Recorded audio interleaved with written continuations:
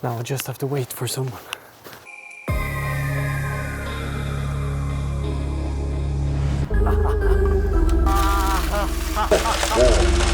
Just kidding.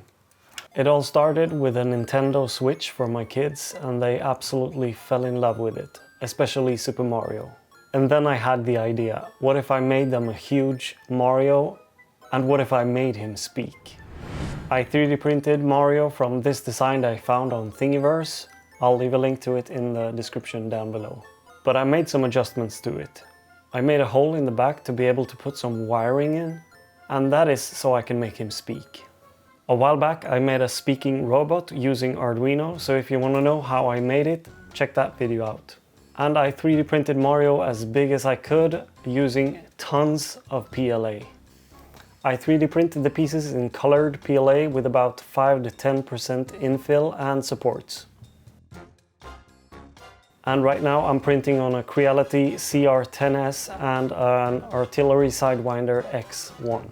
And I used this much PLA and it printed for about 2 weeks in total. And I also had some prints fail. What?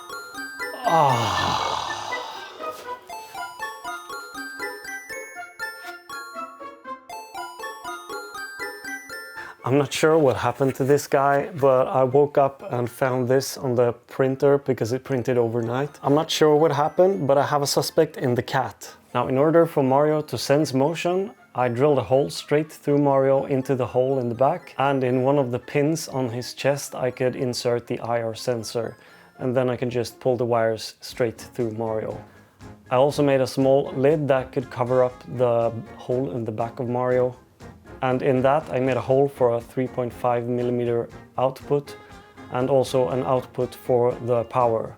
Initially the plan was to insert everything inside of Mario, including the speaker, but that plan failed. So what I did instead was add the speaker kind of like a backpack, and I also glued a power bank onto the speaker.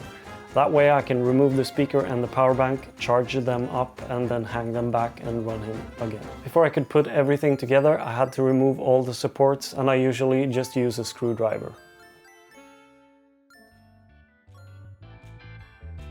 Another solution would have been printing everything in the same color PLA and then painting everything, but that seemed to be too much work for me. And then it was time for assembly. On some of the pieces I used super glue so it wouldn't fall apart.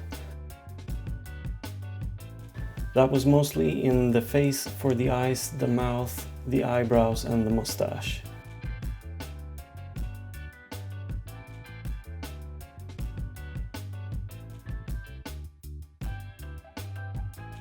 On some of the limbs that could potentially move, I added some tape to make it a tight fit.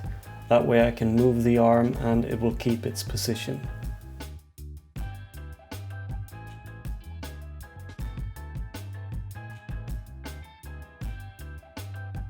There's nothing wrong with a big head.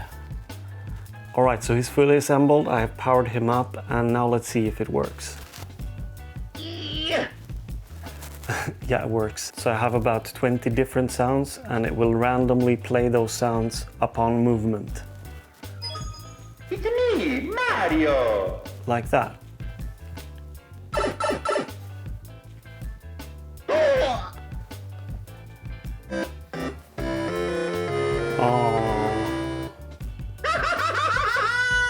Alright, that's enough. And now that all the parts are assembled, let's try it out. I'm going to place Mario right outside of my house and we can see if people walking by will react or not. I'm about to take him outside, but it's minus 10 degrees Celsius, that's like 14 degrees Fahrenheit outside, so it's really cold. So hopefully someone is out like walking their dog or something.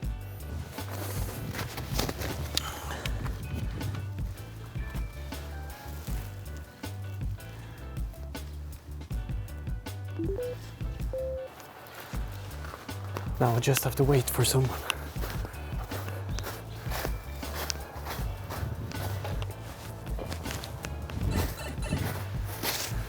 I think things are moving in front of him, so he's just playing sounds.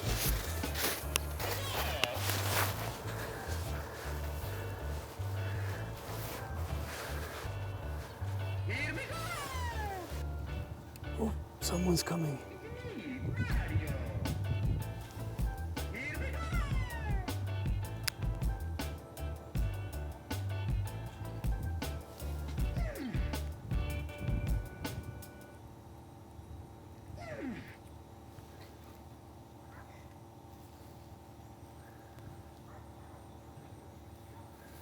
So I guess it's working, but I think maybe it's too bright because the sensor is like triggering all the time. So I'm thinking I'm putting him in the shadows more, maybe a bit later.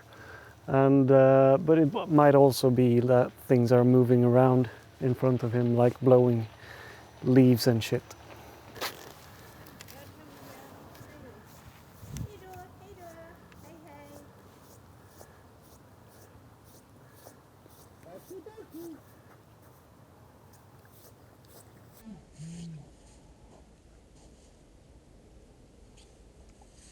All right, that's it. The second try turned out better, but it's definitely amusing having Mario outside speaking to everyone.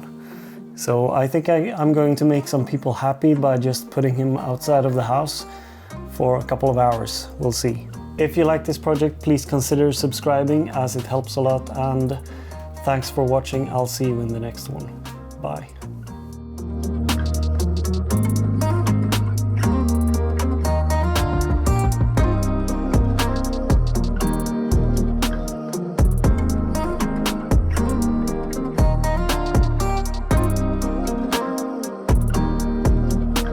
It's me, Mario!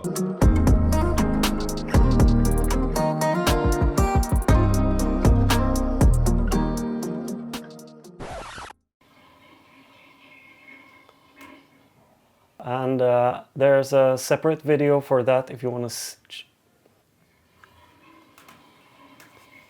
And I used this much. Now, in order to make Mario sense motion, I